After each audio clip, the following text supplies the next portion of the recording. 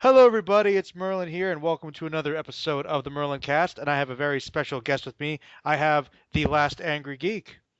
Hello, how's it going? It's going pretty well, sir. How are you doing this fine day? I'm doing good. We're just fighting a little bit of a sinus thing, but otherwise I'm in good health and good spirits. That's good to hear. Good to hear. Well, I won't keep you too long if you're sick, but just wanted to, get a good guest here and get some good questions. So we'll dive right into it.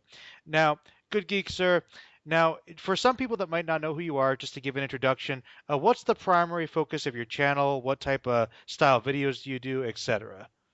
Well, I do kind of humorous reviews. I've been with Channel Awesome for about 5, 6 years now. I've two primary shows. I've got comic book issues where I review comic books, and I've got You Know Who, where I review the latest episodes of Doctor Who.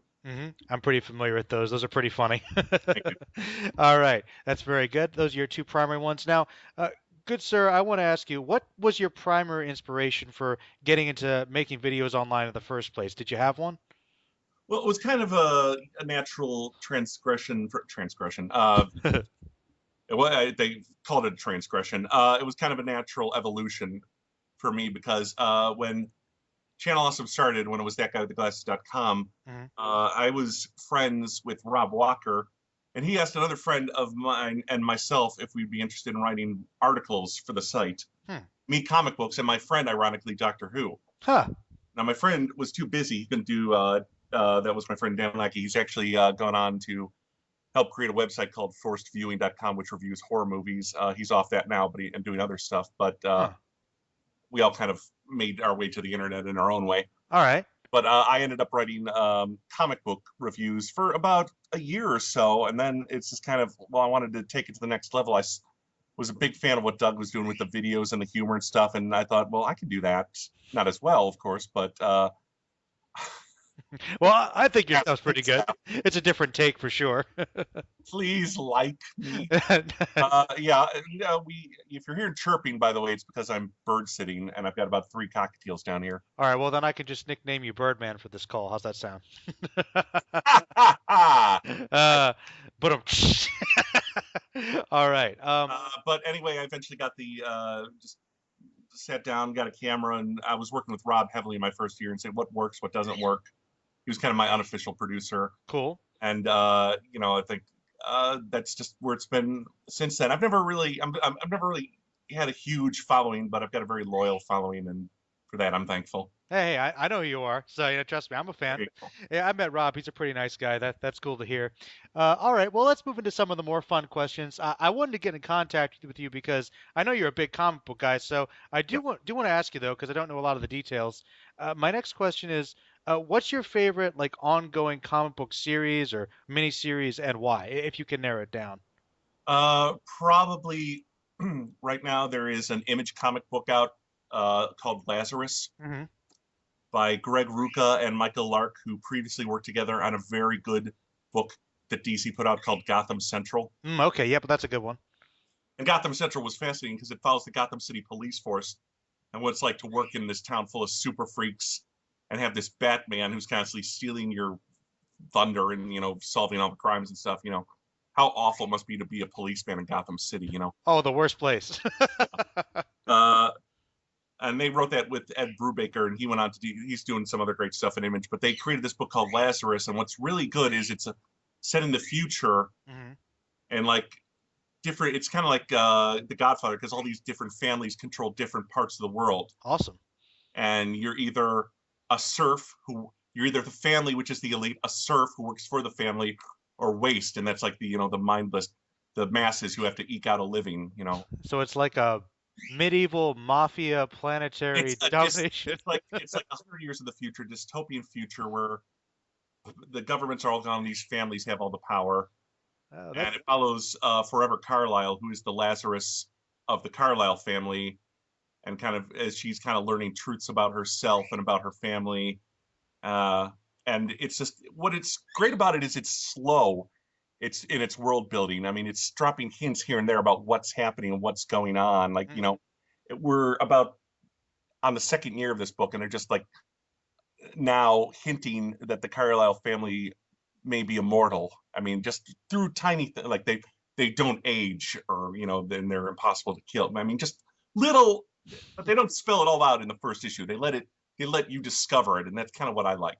Okay, that's pretty cool. I hadn't heard about that one, but I'm gonna. And if I can just do a second one, if I had to go more mainstream right now, Miss Marvel at Marvel Comics Oh, by you G. like? Wilson, the teenage Muslim superhero, is just such a good book.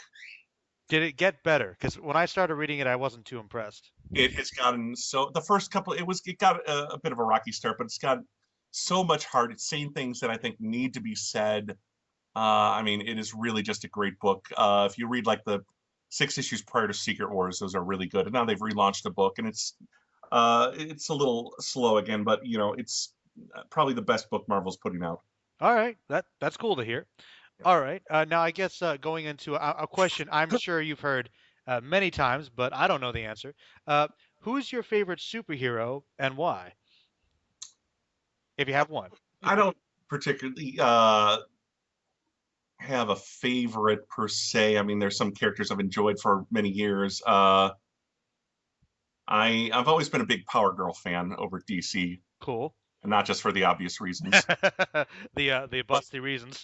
yeah, I've been a fan of the character ever since Justice League Europe, probably because of the attitude. I mean, she was this kick-ass woman who was not taking any shit from anyone. I mean, anytime like a guy, hey, you're gorgeous, let's go, and she's like, go to hell, you bastard. You know, she just wasn't into playing the normal female damsel roles that you saw in the 80s. I mean, it was a strong female character. And then the recent book by Palmiotti Gray and Connor was so good. I mean, just made her a real fully rounded character who was, you know, this successful businesswoman. And yeah, she's attractive, but that's just one facet of the character. Definitely. Yeah, she is a good character, and I think she's a little underrated too. But good Yeah. choice. Definitely good choice. Um, now, I don't know if you can narrow it down. I guess for I'm sure there's plenty you could pick from for more mainstream things, but maybe you know some other independent ones too. Do you have a least favorite comic book storyline, and if so, why? Oh, um, I really hated Secret Invasion. That was pretty dumb. It's a secret. You know, you've got hundreds of aliens landing in cities and blowing everything up. How? Everyone's a scroll. That's the secret. No, they weren't. That was the problem. uh, I think when it lost me is they find Mockingbird, Hawkeye's wife, who's been dead for years, mhm. and then it turns out she's a Skrull, and the uh, bad thing was she didn't even know she was a Skrull. They would brainwash their own people into believing they were superheroes. So she's as much a victim as anyone, and the first thing they do is Hawkeye puts an arrow in her head, kills her, even though it clearly wasn't her fault and she was an innocent. But it's okay because they're aliens, so we don't have to, you know, give them any compassion, even though they're clearly an allegory for, you know, the Muslims terrorists blowing up well, America. I mean, it was just such a ham hand. It could have been so cool and so well done. It was just like they're here, they're blowing shit up, and we can just indiscriminately kill them. You know, it was just such a bad story. yeah, it was pretty messy. You know, it's a bad story when that makes you sympathize with the Skrulls. Well, you know how it is. I mean, Feel bad for them, if they're not not human, it the doesn't matter, Skrulls. right? And then Mockingbird's alive at the end anyway. So it's like, you know, It doesn't matter anymore. That was a pretty fun rant. it was just bad. Bendis is a very divisive writer. He can be either really really good or really really shitty, and he is really shitty on team books. Yeah, I But he like. is really good with like the urban heroes. Hmm. Like every Ultimate Spider-Man comic book was great. Powers is great, Hmm. but give him New Avengers and you just want to kill yourself. Yeah, I did like his Spider-Man, but beyond that, I'm a little limited with him. You know. All right. Well, I know one answer to this question because I know you're a pretty big Doctor Who fan. Do you have any other interests outside of comics? Yeah, I mean, I've got a lot of. One of my other shows was Stark Raving, which reviewed Game of Thrones, and I kind of ended that. Hmm. But thanks to my Patreon followers, we met a goal, and I'm going to be bringing it back, sort of. I'm not going to be reviewing Game of Thrones, but I'm going to do, uh, in the character of the host of that show, Lord Stark, which was just me in an Iron Man mask with a bad Scottish accent. Um, we're going to be doing a let's play of the Telltale Game of Thrones game. Ooh, cool, cool. That's different. That's because we hit a goal on my Patreon, and I thank everyone for that. Awesome. That's awesome. Anything else? I also I'm a huge riffing fan from way back. I think a lot of people know Doug, Rob, and I won a Riff Tracks contest and got to do a Riff Tracks for the company. Hmm. That was Batman Forever, and that was based on the Lion King riff we did. And I still do the shorts occasionally. I still put out shorts. I've done about a dozen of them over the years where I riff on those, and that's something I love doing. And I'm so psyched that Mystery Science Theater is coming back. That was probably Yeah. I'm a big Kickstarter addict, and that was probably my biggest donation to date was to get MST back. Sweet, sweet. Yeah. All right, awesome. Well, we're getting to the final ones. This one's kind of a broader question because I know that based on my experience and just a lot of other people's experience, the comic book industry kind of fluctuates. And I was curious what your thoughts on the state of the comic book industry now is, just from your own experience. Well, I think a good thing that they just did was DC is finally announced the details of that Rebirth thing. Thank God. And one of the things they're doing, it's not a relaunch, it's just a Marvel-esque where here's a whole bunch of number ones. Yeah. That's one of my big complaints about the industry is like, oh, here we'll give you a new number one every year because number ones historically sell better than any other issue. Hmm. And that's just playing to the speculator market, which almost killed the industry, but whatever. The, they're flooding us with number ones and they don't need to do that. But one of the things they announced is DC is dropping the price of all their books back to $2.99, Okay. which I think is good for the industry. But then they're going to go bi-monthly or bi-weekly with some books, so you'll get 2 issues a month, which is smart because then they can make up the money they want. Because people will definitely buy 2 issues a month. They might not buy two $4 issues a month. Hmm. They might say, "Oh, that book's $4.99. I can't afford it." Oh, but it comes out twice at $2.99. Well, that's great. Not realizing that they're Just pay. or but I think it's a smart move for DC, and it'll help sell more comics to people if they don't have to pay quite as much. Fair enough. Yeah, so I think that was a smart business move on them. All right. Any other thoughts? Uh, yeah, Marvel needs to stop doing the number ones. I think I've made that clear. And this whole Secret Wars thing was kind of a disaster because that whole book got delayed, and then they had to bring out all the new number ones anyway, even though the series leading into it wasn't finished yet. I mean, they gotta stop the number ones and stop the events, So many events. the massive crossover books that never cross over into the main series unless it's a low-selling new title that needs a boost. Definitely. Again, going back to Secret Invasion crossed over into Hercules, it crossed over into New Warriors, it crossed over into Deadpool. Hmm. Didn't cross over into Fantastic Four or X-Men. They got mini-series. Secret Invasion X-Men, Secret Invasion Fantastic Four. It's like you can tell, well, these are the new books. They need the push, but we're not going to bother the big monthlies that are, selling right now. Oh man. I enjoyed the comic industry as a whole more before Disney bought Marvel. Yeah. Even though Warner Brothers owned DC for a long time, they never really bothered with it until Disney bought Marvel, and then became, well, we gotta, it's war now. It's war now. Yeah, absolutely. That Now certainly has Marvel's boosted on our things. radar. We gotta take them down. Yeah. Take them down finally. All right. Well, I guess we can go into the final question. You can go into as much of this as you want to, however personal you want to get. I don't care. People have given me different answers, but I like to leave off with this one. What goals do you have in regards to YouTube or your videos or even your personal life that are really driving you right now? Right now, my goal is to get this season of Who finished because it's been taking way too long, and I've got people who've been very patiently waiting for me to get to the videos that I owe them through the Patreon system. Hmm. YouTube has been a tremendous pain in the ass recently, Hmm.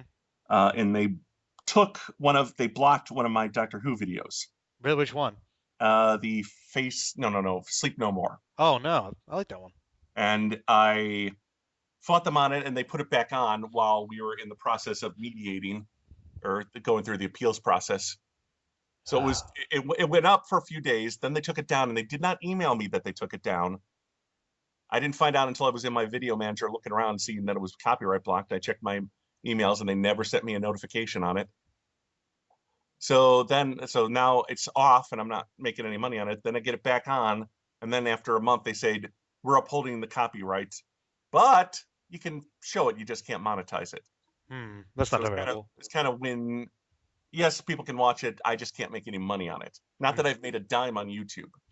My numbers aren't good enough for that. I mean, I finally got to the point where they said, okay, let's get your stuff in order.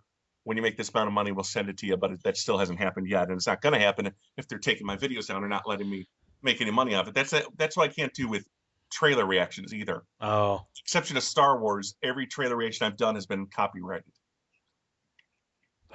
it's frustrating. I know that with YouTube It's it very can be, but frustrating. Uh, I had a new show I wanted to do that I'm still not sure when I'm going to get to it, just because I am so busy.